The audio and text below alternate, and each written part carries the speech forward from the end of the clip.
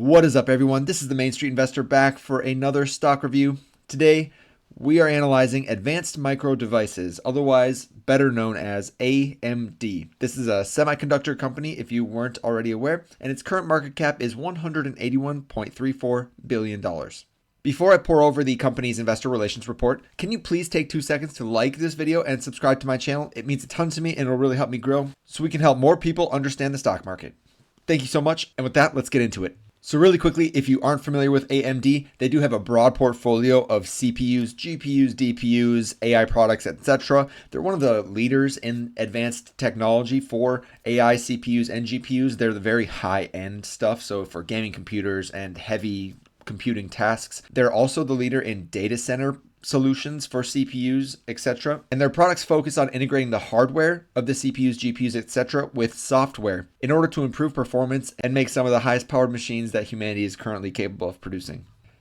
And with AMD reporting their earnings last week, I wanted to highlight the market reaction and a few of the highest level details that we can go over so we can understand the company and why it's reacting the way it is. So we can see that AMD beat estimates on top and bottom line, but they missed on their Q4 guidance. This led to AMD's shares falling by approximately 4% in after hours trading, but the stock came back after increased optimism about its latest data center chips. AMD posted such a big rebound that the stock actually ended Wednesday up 8%. And if we take a look at the big numbers here, we can see that the company beat on its revenue $5.8 billion versus the expected $5.7 billion. Their adjusted earnings per share were 70 cents versus 68 cents expected, and their operating margin was 22% versus 21.6% expected. So we see AMD beating these expectations pretty generally across the board for this quarter, but the big issue was that the company guided for about $6.1 billion in revenue in quarter four versus $6.4 billion that was expected.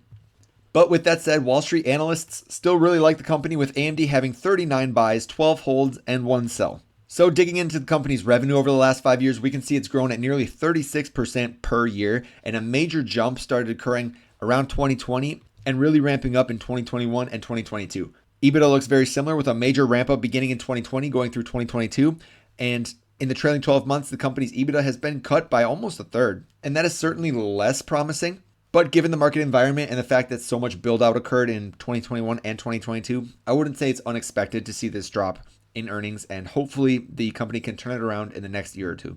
Operating earnings per share is up nicely from 46 cents in 2018 to $2.65 in the trailing 12 months, representing a nearly 55% year-over-year growth. AMD's gross margins are also continuing to improve, starting at about 38% and now hovering around 50%, which is excellent. Operating margins have looked a lot less good, expanding nicely from 2018 to 2021 and falling off sharply into 2022 and then negative in the trailing 12 months. This is something we will definitely want to see improvement on, but as I said, with the down year, it's not necessarily unexpected, but we would hope that AMD can quickly turn that number around. The company's return on assets has been a little more spotty, in a bit of a downtrend from 2018 and 2019, and then a huge spike in 2020, and then continuing on a downtrend that has evaporated to almost a 0% return on assets in the trailing 12 months. AMD has actually been diluting shareholders to the tune of nearly 12.6% per year, which I found very surprising and is kind of a question mark for me. I do understand this is a way for the company to keep its debt low, which I agree is good for a cyclical business as AMD is, but as a shareholder, it's a little questionable. The company's cash on hand has skyrocketed over the last few years, which is really great. A fortress balance sheet like this is necessary, especially if we were to get into any sort of economic trouble. AMD's long-term debt took a big jump in 2022, which in my opinion is totally fine given the really low interest rates of that time, and they've been paying it off in the trailing 12 months, dropping almost $1 billion in just a year.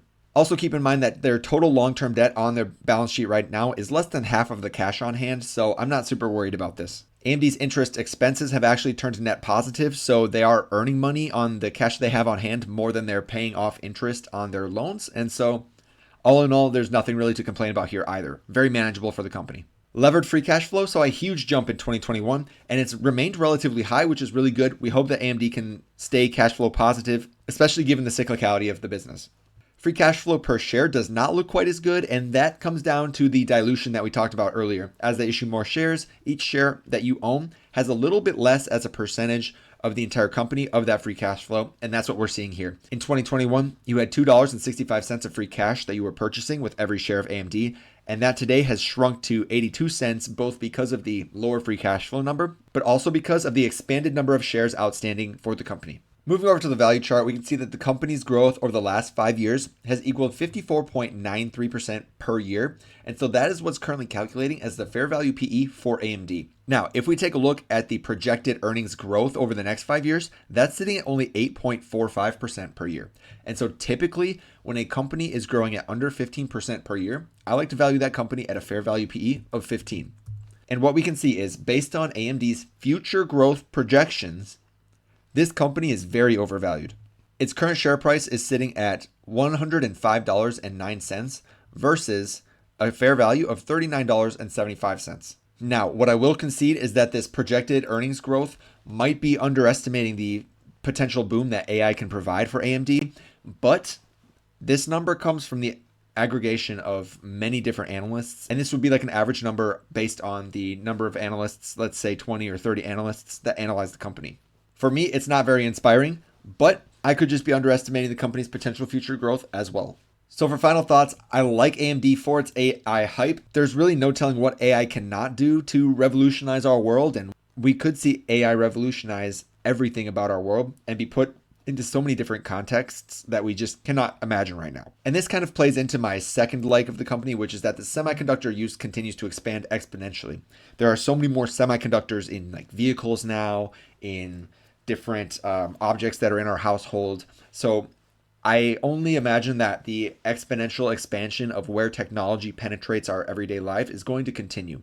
And AMD is a technology leader. They kind of share that cup with NVIDIA, and depending on your thoughts and opinions of these companies, maybe Intel or Texas Instruments. But there are very few companies in the world that can create the most robust, most technologically advanced chips. And so AMD is one of those companies. And so I expect that to be a major driver for their growth in the future and provide a bit of an economic moat over time. Now, what I do not like is AI hype.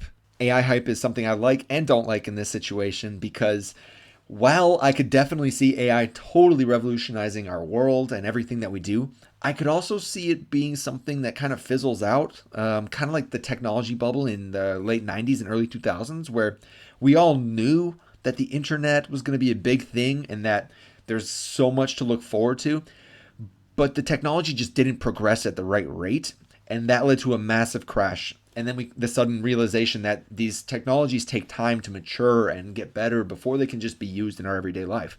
So that might also happen with AI, and all the stuff that we see AI potentially revolutionizing about our life could indeed become a reality, but maybe that reality is in 2050. And between now and 2050, there's a lot of time and a lot of maybe future disappointments in AI. We just don't know. So I think the AI hype driving the stock higher could also mean there's just a bigger crash up ahead if AI cannot perform or lead to the same expectations that we are putting onto the technology. I also do not like that the valuation is not supported by any metric that the company's financial numbers show besides the potential for this massive growth. And according to the analysts and industry experts, that massive growth just isn't coming. They project 8.5% per year, which is certainly great for any company, but that doesn't mean I want to buy a company at a 40 times earning multiple if they're only going to grow for 8% per year. And so those are my thoughts. As I'm sure you picked up, AMD for me is not personally a buy. I love the company, but the valuation right now is just,